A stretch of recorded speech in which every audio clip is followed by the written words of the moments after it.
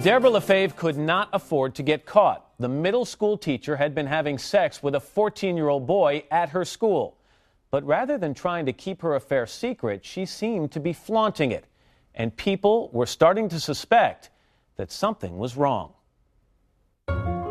They'd been married less than a year, but in June of 2004, Owen Lafave began to have a terrible suspicion about his lovely wife, Debra. He said something along the lines of, "I think Debbie's having an affair," to my mom. And he thought it was with one of my fellow teachers. He never dreamed it was with one of your students? Never. But that's exactly what happened. Debra Lafave, a 23-year-old reading teacher, was having an affair with a 14-year-old student at her middle school in a suburb of Tampa. She'd already performed oral sex on him. Now, 10 days later, June 14th, she invited him to help her clean her classroom and crossed yet another line. And that was the first time. You had intercourse with him at school? Yes. School was out, and Debra grew even more reckless. The next day, she drove the student to Ocala, 100 miles north, to visit his 15-year-old cousin. They picked up the cousin at his home.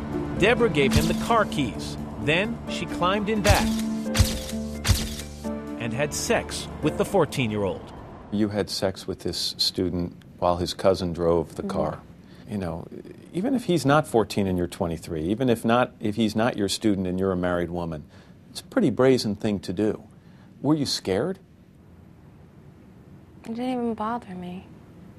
And like I said, I am the most modest person, even today.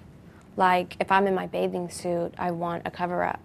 It seems like there are a lot of contradictions here. Oh, because there is. On the one hand, you're saying you're a modest person, yet you've had sex in a car with a 14-year-old while his cousin's driving. You don't let your midriff show, but there are these photos of you on a motor, posing. I think that's different, and I was 18. 2 days later, June 17th, she and the boy again drove to Ocala and picked up the cousin. They all went to a park. While the cousin made a phone call, Debra and the boy again had sex in the back of Debra's SUV. How did you explain yourself when you would show up in Ocala? Here's a place 100 miles from where you live. How would you explain why you were there? Nobody really, all of his friends that were out there were, high-fiving him and saying, "Oh yeah, she is hot, blah, blah, blah." So there was really no one that I saw. I didn't know anybody.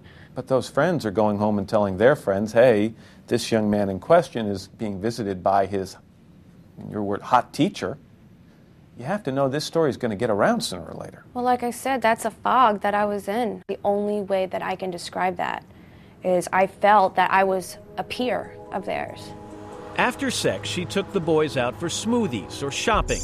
She was even captured on a store security camera in the briefest of sundresses, buying a present for her husband with her underage lover and his cousin standing nearby. At any point during sex with this student or after sex with this student, did you say, "In the eyes of the law, I just committed rape"?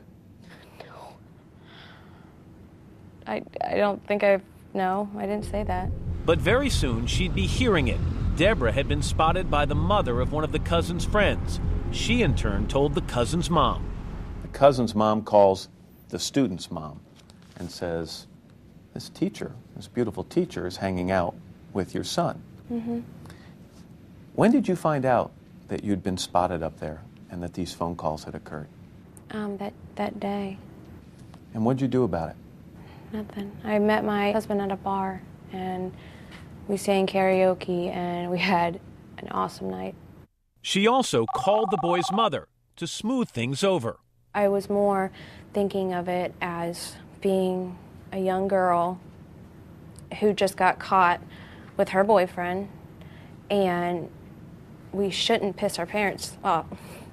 It's okay. I didn't mean to say that.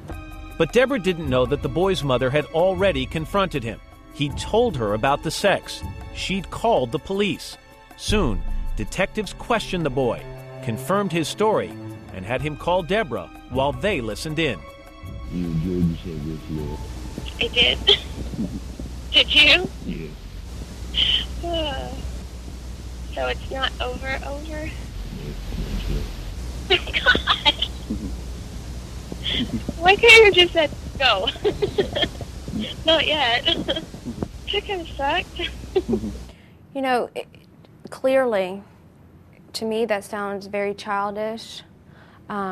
It's not over. I mean, that's not something that an adult would say. Do you remember making those calls? Yeah. The detectives had the boy call Debra again, this time to invite her to his house.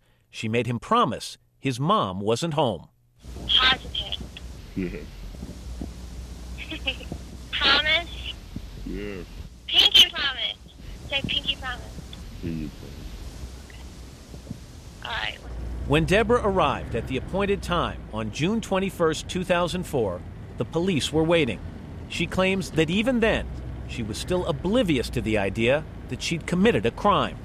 It took about maybe 5 seconds, and my car was surrounded. And at first, my immediate thought was, did I just run a stop sign?